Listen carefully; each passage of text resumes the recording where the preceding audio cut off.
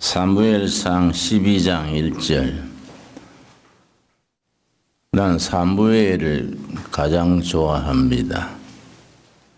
자신이 좋아하는 인물을 담고 싶은 것을 아이덴티파이 한다. 그런 용어를 씁니다. 동일시라고 번역합니다. 나는 도산 안창호 선생을 아이덴티파이 한다.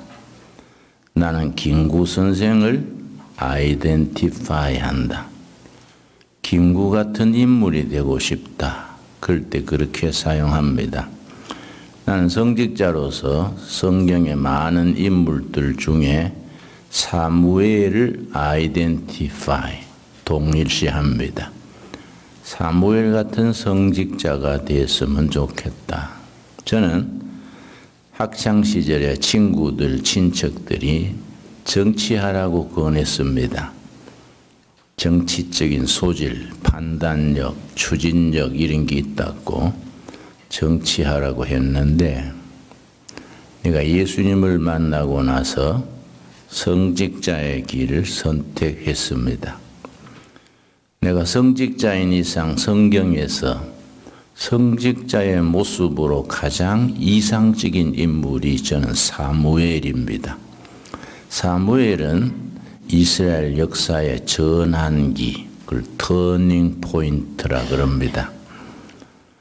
사사시대에서 왕정시대로 넘어가는 역사의 전환기, 과도기에 이스라엘 민족의 영적인, 정신적인 기둥이 됐던 인물이 사무엘입니다.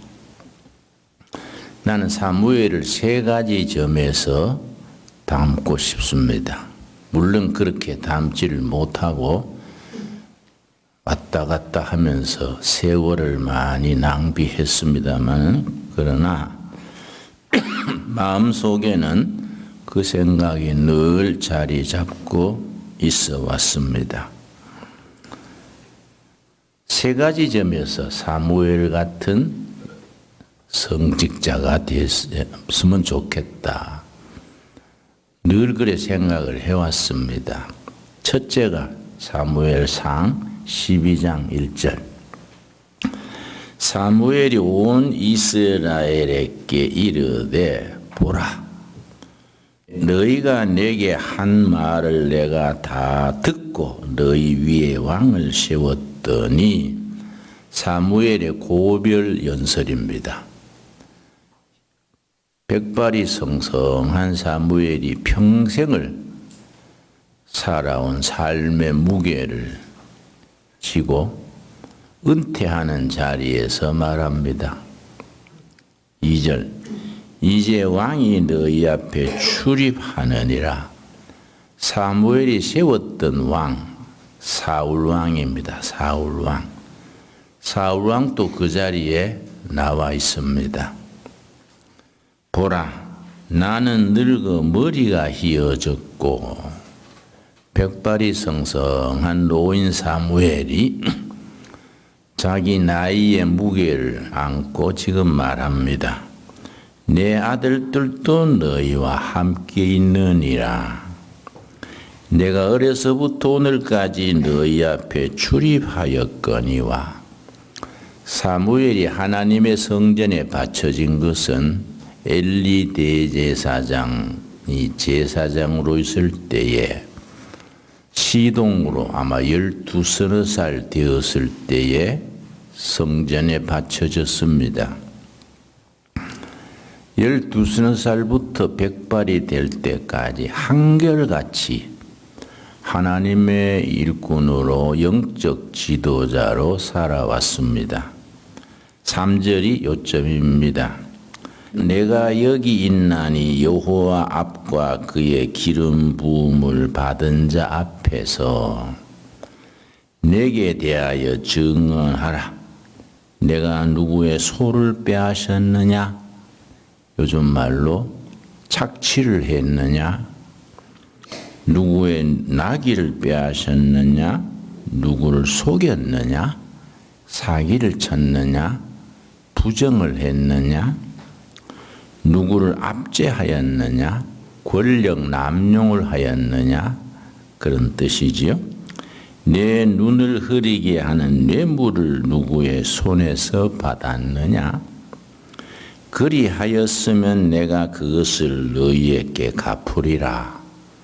내가 평생 영적인 성직자로 있으면서 경우 없는 짓을 했느냐, 뇌물을 받았느냐, 권력 남용을 했느냐, 그런 사례가 있으면 말해라. 내가 그걸 다 갚겠다. 그렇게 말하기가 쉽지 않습니다. 자기 평생을 깨끗하게 살았기 때문에 자기 확신을 가지고 그렇게 말합니다. 미스터 클린. 사무엘은 철저한 미스터 클린으로 깨끗하게 살았습니다. 4절 그들이 이르되 당신이 우리를 속이지 아니하였고 압제하지 아니하였고 누구 손에서든지 아무것도 빼앗은 것이 없나이다. 이 사무엘의 아름다운 노년입니다. 평생을 미스터 클린으로 살았기 때문에 당당합니다. 나이 들어가면서 느끼는 거 있습니다. 늙어가면서 느끼는 것은 깨끗한 것이 힘이다. 순수한 것이 힘이고 깨끗한 것이 힘입니다. 평생을 깨끗하게 살면 그 자체가 정신적, 도덕적 힘이 됩니다. 어디 가서 무엇을 해도 당당할 수가 있습니다. 우리 한국교회 목회자들이 이 사무엘을 본받아야 됩니다. 우리 교단의 한 교회는 물론 개인이 치부한 건 아니지만은 교회 예산을 몇백억을 이렇게 쌓아뒀다가 그것 때문에 담당하는 그 장로가 자살을 하고 아주 참 교회로서는 있을 수 없는 일이 생겼습니다. 교회가 돈을 쌓아놓는 것 자체가 하나님이 기뻐하지 않습니다. 교회의 경제적 원리는 이렇습니다. 성직자는 깨끗해야 된다. 성직자는 가난한 기 자기에게 좋습니다. 교인은 부자가 돼야 됩니다. 교인은 복을 많이 받아서 그 복을 하나님의 뜻에 자꾸 헌금합니다. 그러면 깨끗하고 가난한 목회자가 예수님의 이름으로 백성들을 위해서 열심히 쓰는 겁니다. 교회가 재물을 쌓아놓으면 반드시 거기에 벌레가 일고 사탄이 틈을 탑니다. 부유한 교인, 깨끗한 목사, 그리고 투명한 교회, 이 삼박자가 중요합니다. 교회는 재정관리가 투명해야 됩니다. 항상 공개될 수 있어야 합니다. 그리고 목사는 건강관리, 자녀교육, 노후에 꿇어다니지 않을 정도만 보장받고 그 다음 더 이상 부를 차지하면, 부를 누리면 목회자로서는 그것이 쥐약입니다. 사무엘이 그런 점에서 아주 모범적인 성직자의 모습입니다.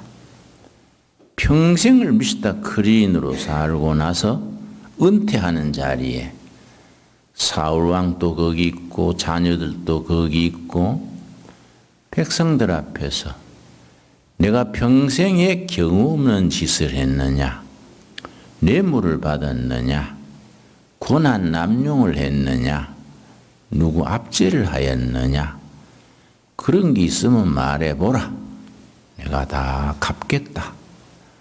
그러니까 모인 사람들이 당신은 평생에 투명하게 깨끗하게 바르게 지냈습니다. 얼마나 이 명예로운 성직자의 삶입니까? 두 번째가 뭐냐면은 사무엘은 사사시대와 왕정시대의 전환기를 이끈 지도자로서 백성들이 사무엘에게 왕이 되어달라고 수차례 부탁했습니다. 왕이 되어주세요. 왕이 되어주세요. 사무엘은 절대 응하지 아니하고 영적인 지도자로서 자기 자신을 철저하게 지켰습니다. 그 대신에 왕을 세웠습니다. 사울 왕을 세웠습니다. 그걸 킹메이커라 그럽니다.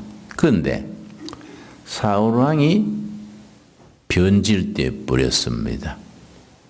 그래서 버림을 받았습니다.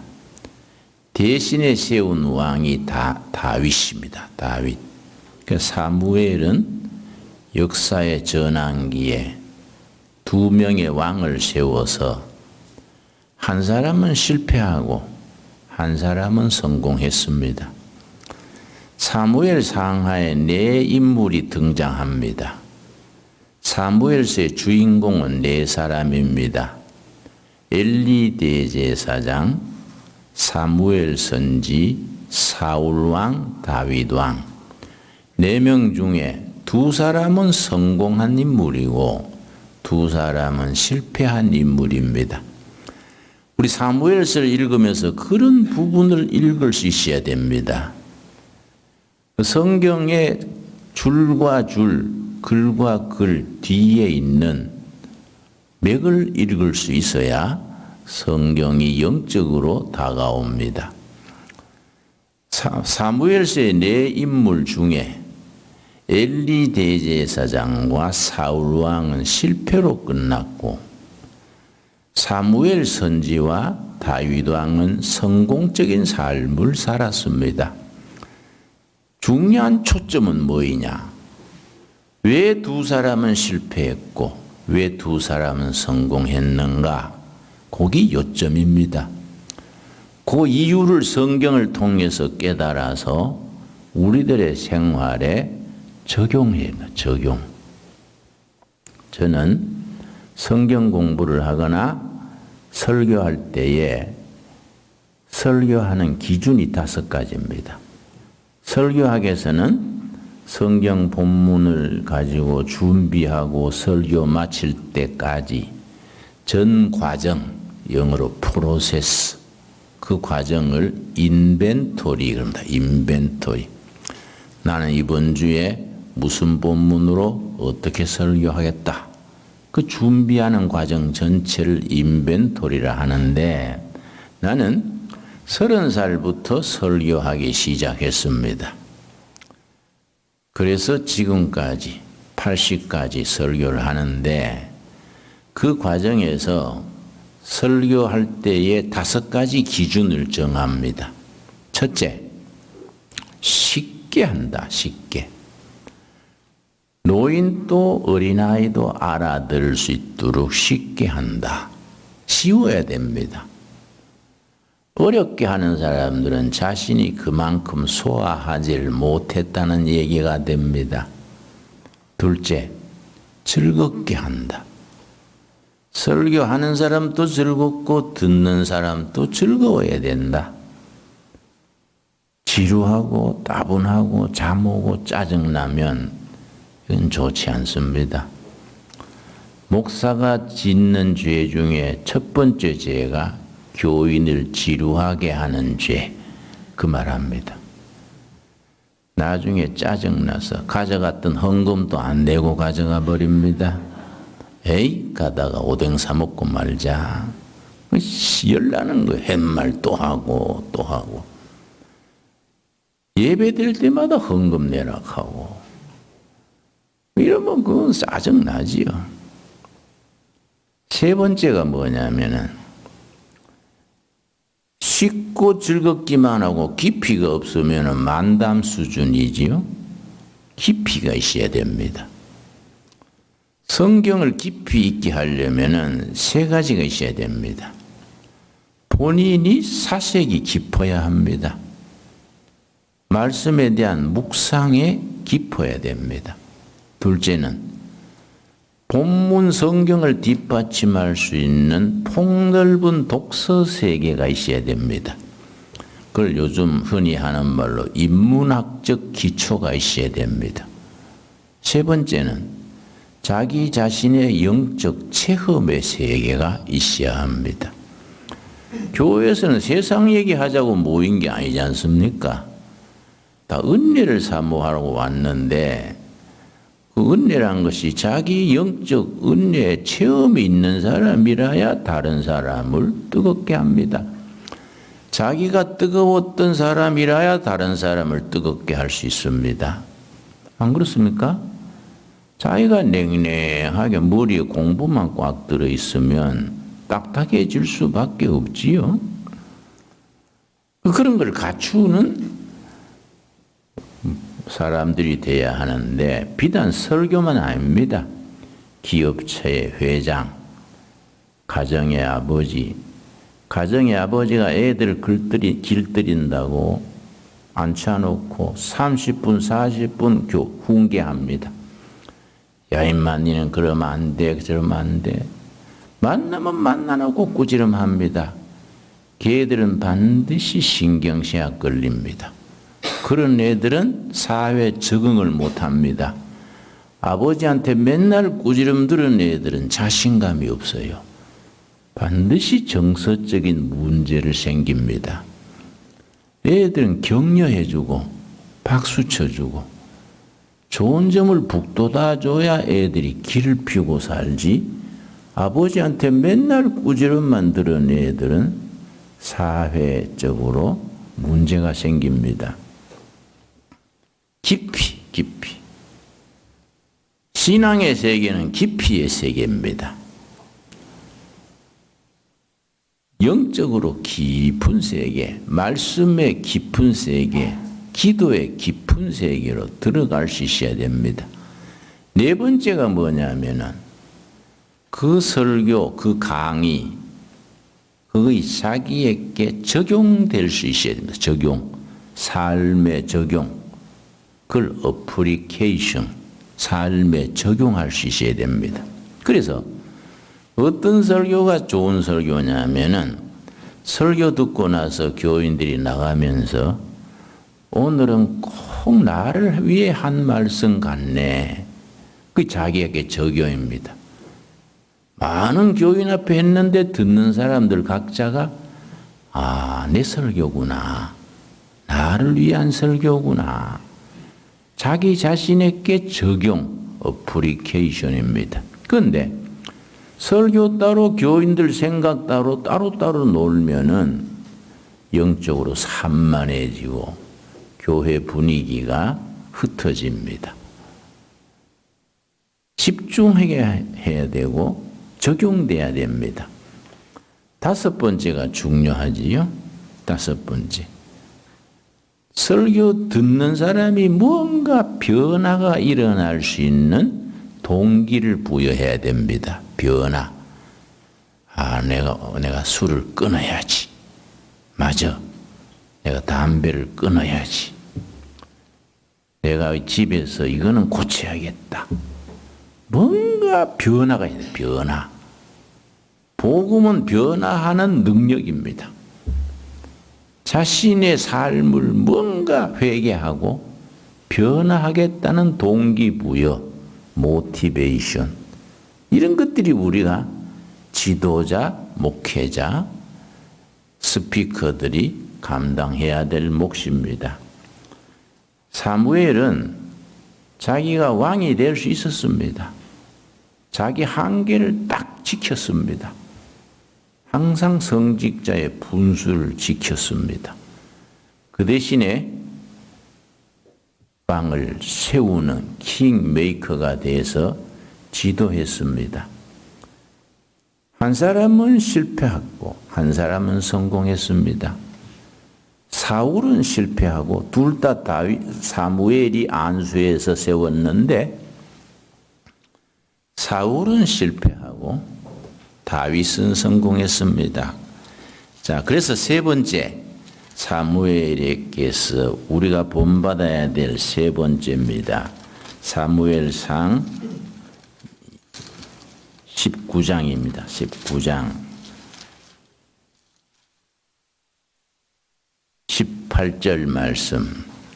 사울 왕이 다윗을 미워해서 없애려고 수단 방법을 가리지 않았습니다. 다윗이 도망다니다가 사무엘을 찾아갔습니다. 사무엘상 12장에서 고별 설교를 한 뒤에 낙향해서 사무엘의 고향이 예루살렘에서 북쪽으로 한 5km 떨어진 두메산골입니다. 그게 라마입니다. 라마 고향에 가서 낙향하고 있는데 거기에서 다윗이 찾아갔습니다. 사울을 피해서. 18절. 다윗이 도피하여 라마로 가서 사무엘에게로 나아가서 사울이 자기에게 행한 일을 다 전하였고 다윗과 사무엘이 나요스로 가서 살았더라.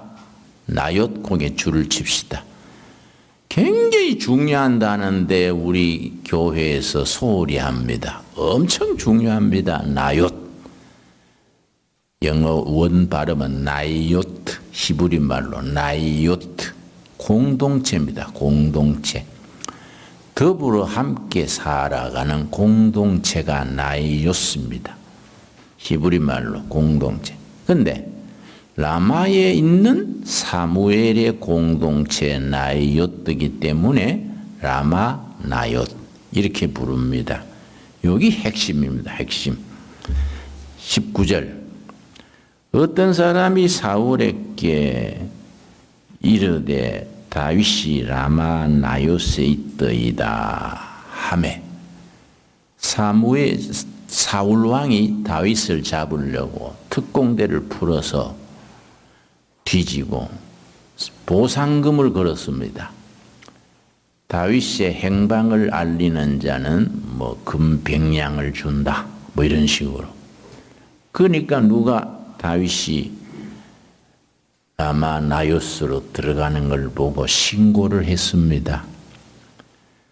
그래서 이제 특공대가 파견됐는데 사무엘의 권위가 원체 크니까 사무엘 밑에 있는 다윗을 잡아낼 수가 없는 겁니다. 그래서 어떻게 했느냐? 사무엘은 벌써 나이가 많아서 죽을 때가 됐습니다. 사무엘이 죽을 때를 기다리면서 그 나요스를 포위하고 있었습니다. 나요트 공동체는 뜻이 있는 젊은이들을 모아가지고 낮에는 노동하고 밤에는 같이 토론하고 민족과 개인의 나갈 길을 찾는 공동체입니다. 그걸 영성공동체, 대안공동체 그렇게 부릅니다. 이게 사무엘의 위대한 점입니다.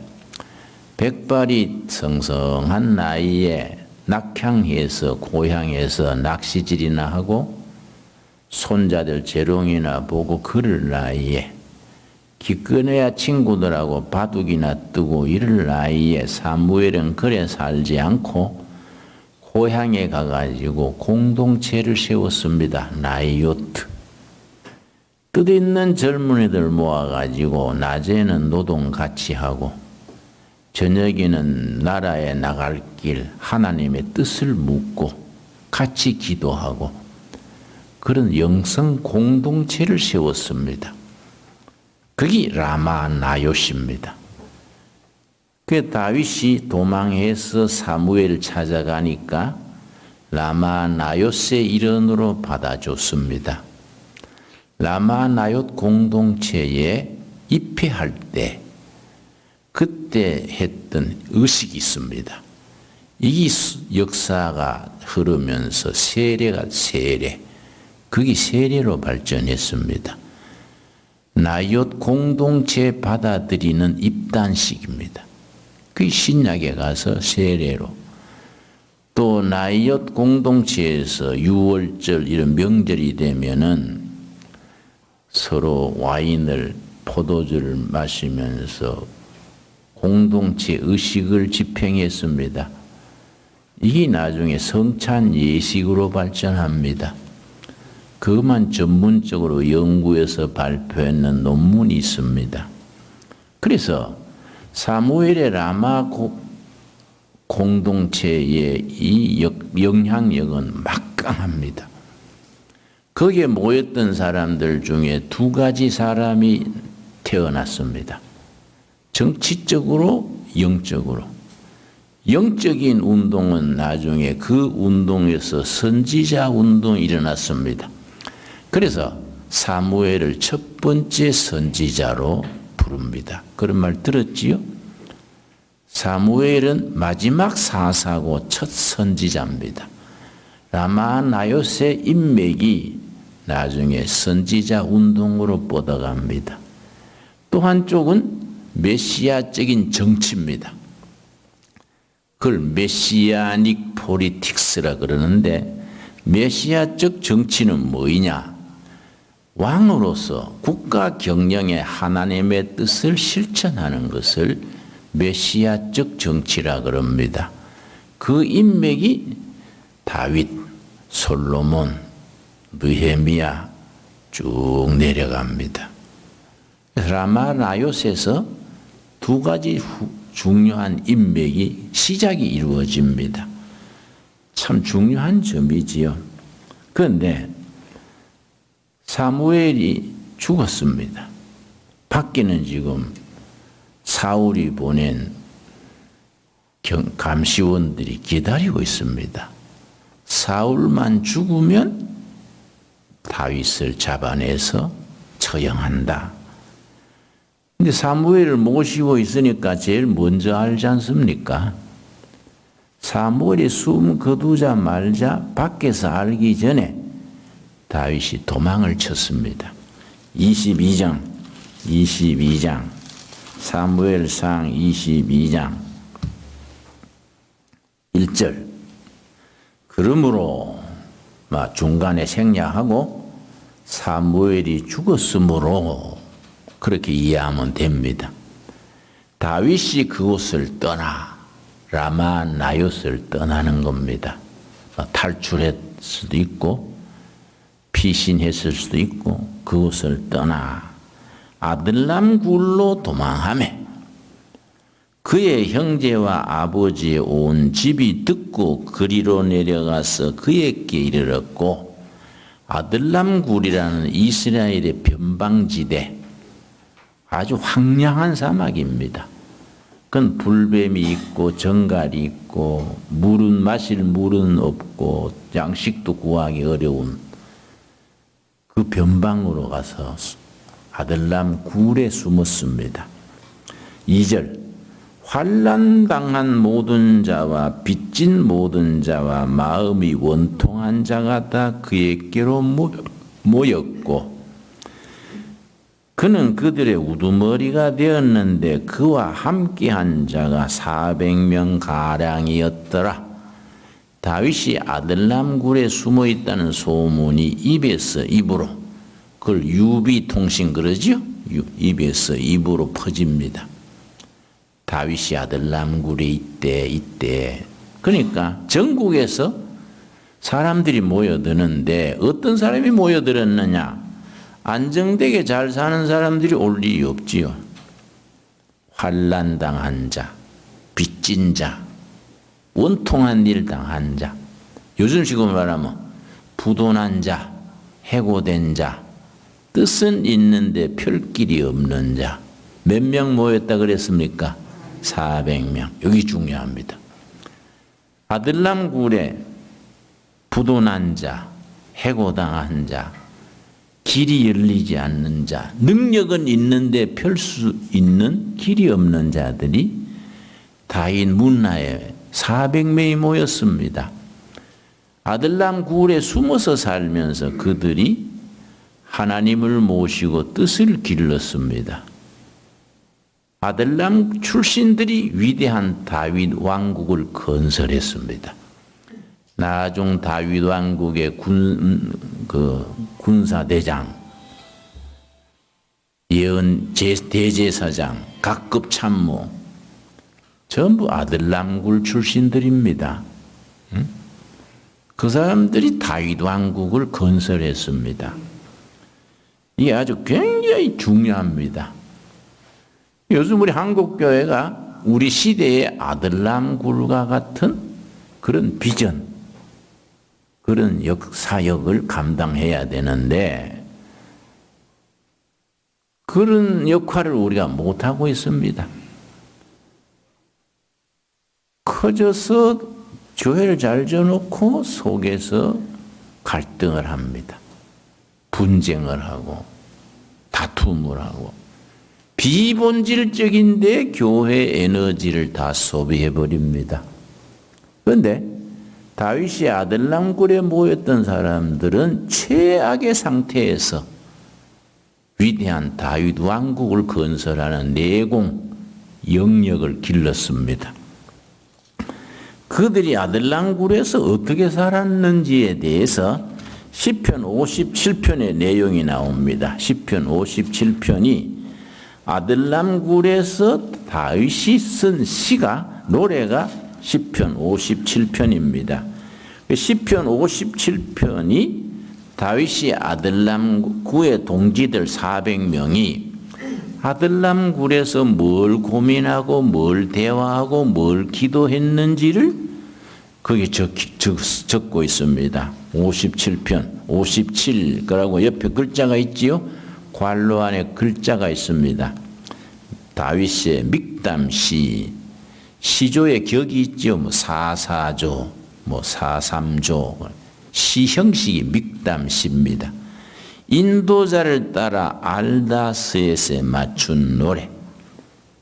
구약의 찬송가가 시편이기 때문에 인도자는 성가대 지휘자입니다. 성가대 지휘자의 지시에 따라 알다스의 곡에 맞춰라. 뭐 아리랑 곡에 맞춰서 부를 것. 뭐 이런 식입니다. 다윗이 사울을 피하여 굴에 있던 때에, 이게 무슨 굴이겠습니까?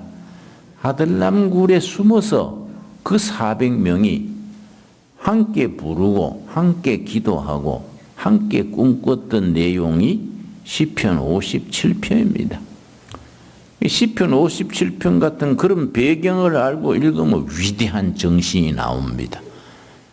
이런 성도들이 성경을 너무 대충대충 읽고 그 시대적 배경, 상황, 그 절박한 현실 이걸 느끼지 못하고 대충대충 읽으면은 우리 심령 속에 깊이 들어가지를 못합니다. 자, 1절. 하나님이여 내게 은혜를 베푸소서, 내게 은혜를 베푸소서. 내 영혼이 주께로 피하되 주의 날개 그늘 아래에서 이 재앙들이 지나기까지 피하리이다. 다윗과 그의 동지들은 사울을 피해서 아들람 굴에 숨어 있으면서 아들람 굴에 숨어 있다고 생각 안 했습니다. 어디 있다고 생각했습니까? 하나님의 날개 그늘 아래 보호받고 있다. 차원이 다릅니다. 차원이. 갈 데 없어서 숨어 있다가 아니고 하나님의 날개 그늘 아래 피하고 있나이다. 재앙이 지나기까지 이 재앙도 지나가기 마련이다. 왜냐? 하나님의 때에 하나님이 역사하시면 이 또한 지나가는 거예요. 여러분 시련이 오고 문제가 생기고 그럴지라도 이 또한 지나가리라. 하나님의 품 안에 있기 때문에 하나님의 때에 지나가는 겁니다. 그래서 나라나 기업이나 개인이나 교회도 마찬가지입니다. 위기는 오기 마련입니다. 시련은 오기 마련입니다. 봄이 오기 전에 겨울은 반드시 있는 겁니다. 새벽이 오려면 어두운 밤을 지나야 되는 겁니다. 다윗과 그의 모인 무리는 주의 날개 그늘 아래 피하고 있다. 이런 생각을 하니까 그 자리가 죽을 자리가 아니지요. 때를 기다리는 복된 자리가 되는 겁니다. 2절.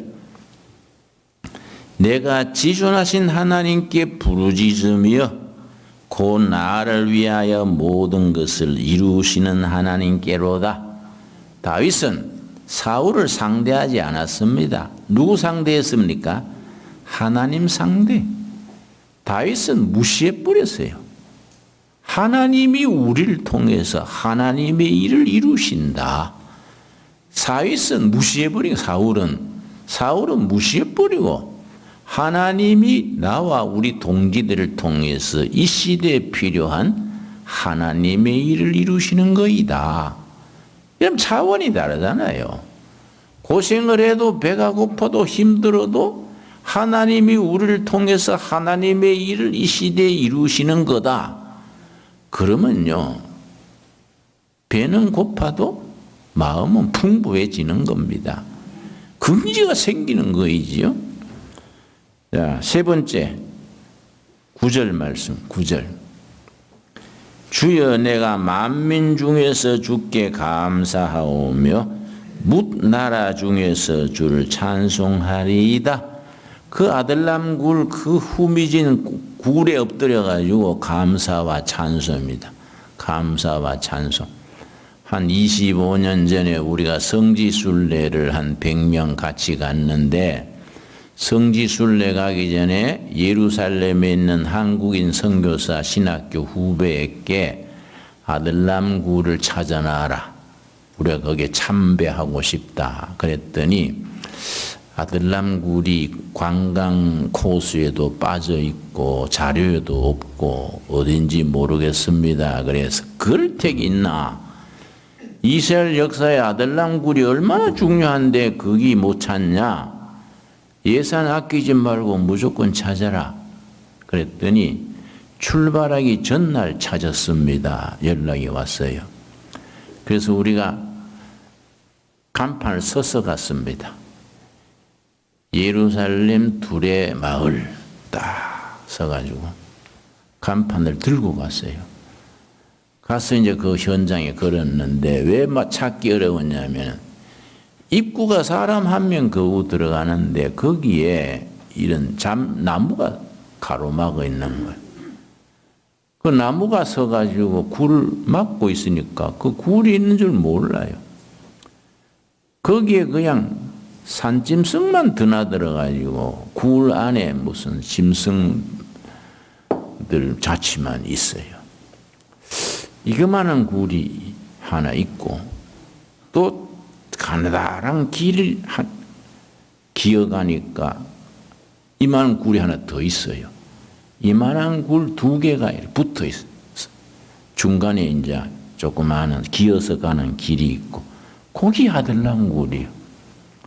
그래서 거기에 이제 우리가 예루살렘 둘의 마을 간판 걸고 우리가 예배 보고 왔어요. 다시 한번 갈라 하는데 간판 아직 붙어 있는가 모르겠어요. 갔으면 수리도 하고 찬송도 부르고 역사란 건 중요한 겁니다. 역사란 것은 역사적 의미를 가지고 미래로 나가야 우리가 뭔가 일어나는 거예요. 그렇지 않습니까? 그 열악한 환경에서 감사와 찬송이 우리가 우리나라 이만큼 사는 걸 감사할 줄 알아야 되는데 요즘 감사하는 국민이 너무 적어요. 이 나라가 이만큼 먹고 사는 게 하나님이 도우신 겁니다. 이게 우리가 보릿고개 지난 지가 불과 몇 년 됐습니까? 감사와 찬송. 아들람 굴에서 그 땅굴 속에 엎드려서 감사하고 찬송하는 겁니다. 그렇게 할 수 있는 비결이 7절, 8절입니다. 7절, 8절. 최악의 자리에서 최고의 감사, 찬양을 드릴 수 있는 비결이 뭡니까? 7절 8절입니다. 하나님이여 내 마음이 확정되었고 사명을 깨달았다 이 말입니다. 내 마음이 확정되었사오니 내가 노래하고 내가 찬송하리이다. 자신의 미션, 자기가 살아야 될 이유를 깨달으면 그 사람은 행복해지는 겁니다. 죽어도 죽어야 될 의미를 알면 보람이 있는 겁니다. 아무리 재산 쌓아놓고 살아도 삶의 의미를 모르면 우울증 걸려요. 내 마음이 정해졌습니다. 감사합니다. 찬송합니다. 뭐이 정해졌느냐? 8절입니다. 내 영광아 깰지어다 비파야 수금아 깰지어다 내가 새벽을 깨우리로다. 듣던 말이 아닙니까? 예. 자기 사명을 깨달으니 그 영광이에요. 내 영광아 깰지어다. 기타야, 응? 아코디온이냐 찬송할지어다. 내가 새벽을 깨우리로다. 어두운 역사의 새벽을 깨운다. 백성들이 탄식하고 우울하고 탄식들이 한숨 쉬는 백성들의 한숨 쉬는 밤중 같은 역사에 다윗과 그의 모인 무리 400명은 새벽을 깨운다. 역사의 새벽을 깨운다는 거예요. 내가 새벽을 깨우리로다. 새벽이 저절로 오는 게 아니다. 이게. 선각자들이 하나님의 뜻을 받은 사람들이 새벽은 깨워줘야 온다. 깨워줘야 온다. 참 귀한 말씀이죠. 이 다윗과 그의 무리들의 가진 비전이고 그들의 상상력이고 그들의 사명감입니다. 그래서 우리가 신앙생활하는 격을 높여야 돼요. 격을.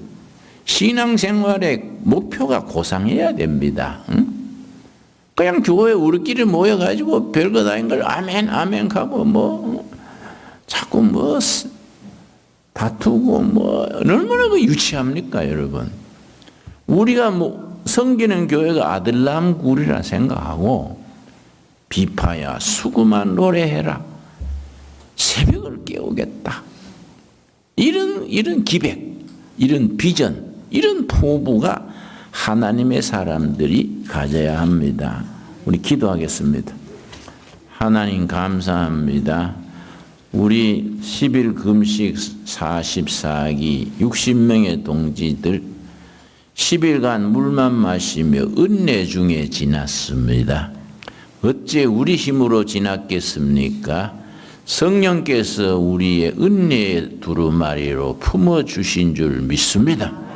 우리가 지낸 둘의 수도원이 아들남굴이라 생각하게 하옵시고 이 시대의 라마나요시라고 다짐해서 우리가 감당해야 될 사명을 깨달아 감사와 찬양으로 하나님 앞에 설 수 있게 하여 주시옵소서. 그리하여 우리가 이 시대에 교회와 결의 북한 동포 남한 백성 모두들에게 새벽의 소식을 전하는 사명자들로 세워 주시옵소서. 예수님 이름 받들어 기도드렸사옵나이다. 아멘.